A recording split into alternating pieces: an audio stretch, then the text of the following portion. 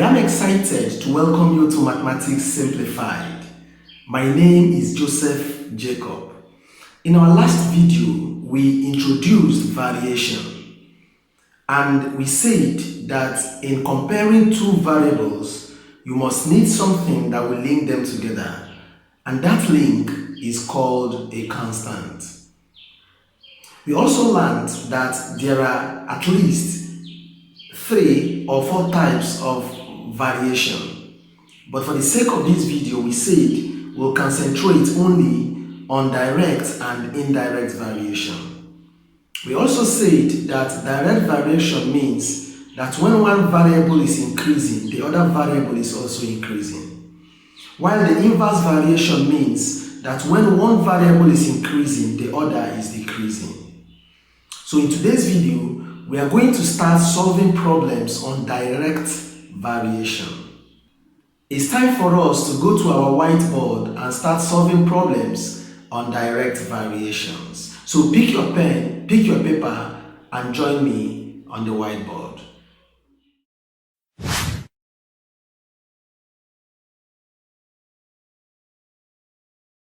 Given that S varies directly as t, and that when S equal to 8, t equal to 1 over 6. Find S when t equal to 4. Going by the first sentence, we realize that S is directly proportional to t. So what we need to do is to state it mathematically. And how do we do that? Watch. S is directly proportional to t. This is how to state it. This sign is the sign of proportionality. Now, S is directly proportional to t. That is what I've just written. Now, what is the next step? The next step is to change this proportionality sign. And what I need to do is to replace it with equal to and constant. So the next line will now be S equal to constant t. You might want to know, how did I get this constant, this k? Remember in the introduction I told you that for us to get the variables, we need to have a constant connecting both variables. So this k serves as the constant. So whenever you are solving variation, you first of all get the constant. It will now help you to get the other variables you are looking for. At this point, let's go back to the next expression in the question we are solving. S equal to 8, t equal to 1 over 6. You realize that when S is 8, t is 1 over 6. So what we are going to do now is to replace the value of S with 8 and replace the value of t with 1 over 6. Implication is that we are solving to get what constant is. So let's do it. Instead of S, we'll have 8. You bring down your equality sign. You write your constant. Instead of t, you write 1 over 6. You know that from this point, k is multiplying t. So at this point too, k is multiplying 1 over 6, which is the value of t. So when k multiplies 1, it will give you k. So the right hand side of the equation will become k over 6, because when k multiplies 1, it gives you k. Remember, you bring down your 8. At this point, what we need to do is called cross multiplication. What is cross multiplication?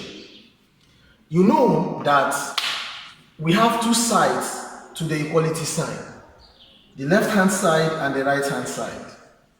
And if you look at the right hand side, you will notice that we have a numerator which is k and a denominator which is 6. Here as well, we can create a similar thing by simply doing 8 over 1. When we do this, we've not done anything special because 1 divided 8 is also 8. So we've not changed anything. But what I've succeeded in doing is to also have a numerator and a denominator just as we have it at the right hand side. Now we are going to do cross multiplication. Now cross multiplication is that the one up at the right hand side will multiply at the left hand side will multiply the one down at the right hand side. The one up at the right hand side will multiply the one down at the left hand side. And when we do that, k times 1 will give me k equal to 8 times 6 will give me 48. So our constant is 48. You may be wondering, why didn't I do 1 times k? I have my k this side and I have my 48 this side. Normally the unknown is always at the left hand side while the value is at the right hand side. So that is why I did k times 1 to give me k, 8 times 6 to give me 48. Remember, this is not the end of the problem. What we've just succeeded in doing is to get in the value of k. Let's go back to the question. Find s when t equal to 4. From the next line of the question, we are expected to find the value of s when t is 4. So we don't start from the beginning again, we now start from the second line. Now, when you start from the second line, you will have s equal to kt. We are starting from here. And we are told that we want to find what s is. So s is the unknown. And we've found our k to be 48. So we write our 48 in place of k. Now we have t. Remember, we are multiplying. And they told us from the question that t is 4. So we have 4. So our s will now become 4 times 8 will give us 32. 2 carry 3. 4 times 4 is 16 plus 3, 19. So s is equal to 192. Very, very simple, isn't it?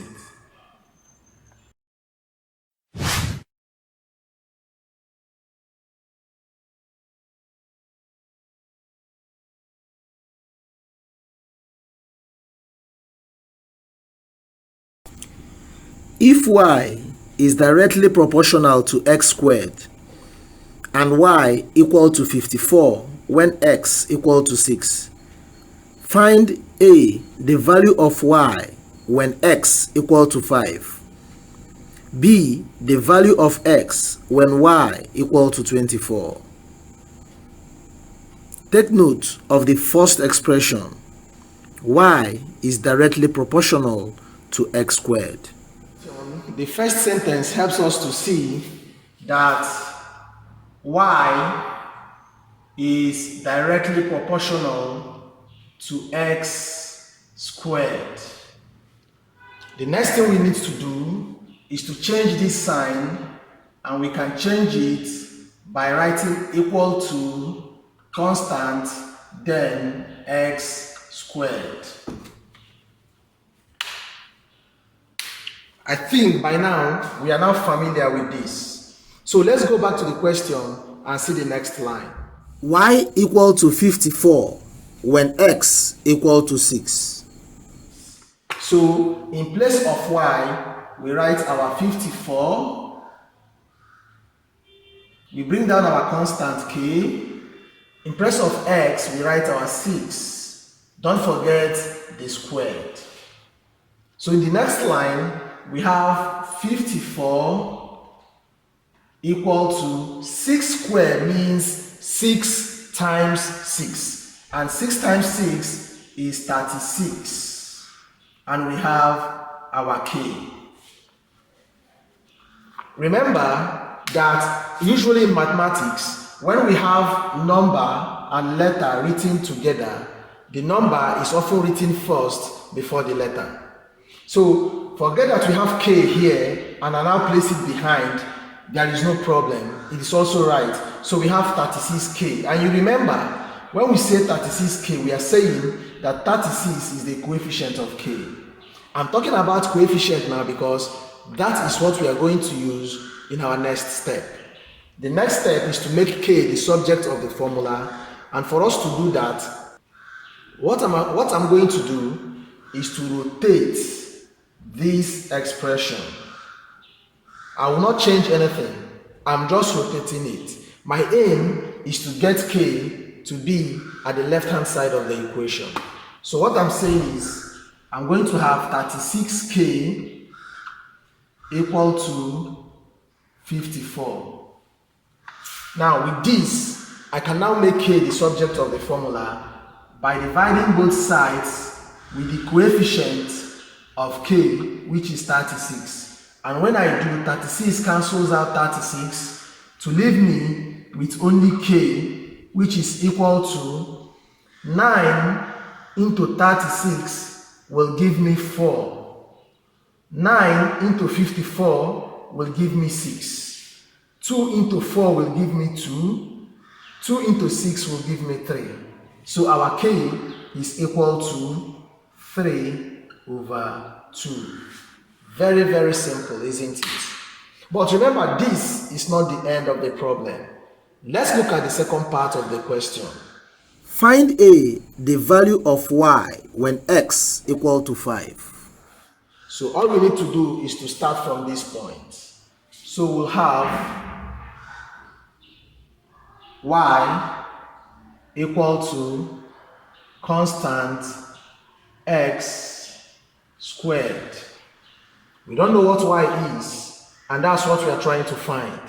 So we can say our y will now equal to, our constant is 3/2. Remember from here. So we have our 3/2 times our x is given to us from the question as 5. Remember our squared. And you know, 5 squared is 25. So we now have our y equal to 3/2 times 25. When 3 times 25, it will give you 75/2 equal to our y. 2 into 75 will give us 37.5. So our y for the A part of the question now becomes 37.5. Either you write it this way or you write it as 37.5, the decimal way. Very simple, isn't it? Find B, the value of x when y equal to 24. So we'll also start from this point. Y equal to kx squared, where our y has been told, we have been told that our y is 24. So in place of the y, we write 24 equal to, our constant is 3/2. So we write our 3/2. Our x is unknown. Remember, this k is multiplying the x, so we still have our x squared. So at this point, we can simply cross multiply. In cross multiplying, we can simply do 24/1. 3x squared times 1 will give us 3x squared equal to 24 times 2 will give us 48. To get x squared, we divide both sides with the coefficient of x squared, which is 3. 3 cancels out 3 to give us x squared equal to 3 into 4, 1. 3 into 18, 6. So this gives us 16. But there is something important you need to note. Remember, this is x squared. We are not asked to get the x squared. Rather, we are trying to get only x. So for us to remove this squared, we need to place a square root here. So x alone will now be the square root of 16. By placing this here, I've removed the square. And what this means is we are looking for that number that will multiply itself to give us 16. And that number is 4, because 4 times 4 is 16. So for the B part of that question, x is equal to 4, because 4 times 4 will give us 16. Very, very simple, isn't it? Let's progress to the next problem. If y plus 3, all in brackets, is directly proportional to x, and y equal to 4 when x equal to 3, find y when x equal to 4. The first expression, if y plus 3 all in brackets is directly proportional to x. From the question, we've come to know that we have y plus 3 is directly proportional to x. The next thing we need to do is to remove this proportional sign. We have our y plus 3 equal to constant x. The next thing we need to do is to go back to our question. Y equal to 4 when x equal to 3. We've noticed that when y is 4, x is 3. So we are going to replace the y with 4 and the x with 3. And when you do that, you now have 4 in place of y equal to k, 3 in place of x. Remember, I've just written kx. It is not also wrong if you choose to write it this way. If you choose to write it as 3k instead of k3. If you write it this way, you are also correct. 3k. Now, 4 plus 3 will give us 7 equal to 3k. To make k the subject, we will divide both sides with the coefficient of k, which is 3. When you do that, you will now notice that 3 will cancel out 3, leaving us with only k. So when we turn it around, k is equal to 7 over 3. Let's take this as our constant. Now, let's go back to the question and see what the next sentence wants us to do. Find y when x equal to 4. So it's a straightforward problem. We'll start from here.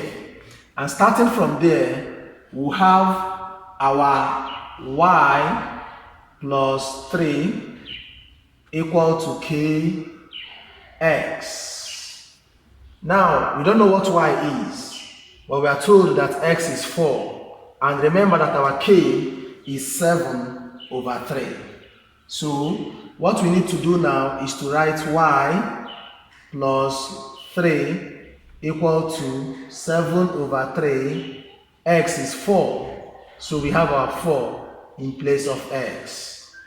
Now, this implies is 7 times 4, remember, this is our equality sign, will give us 28 over 3, while we have here our y plus 3.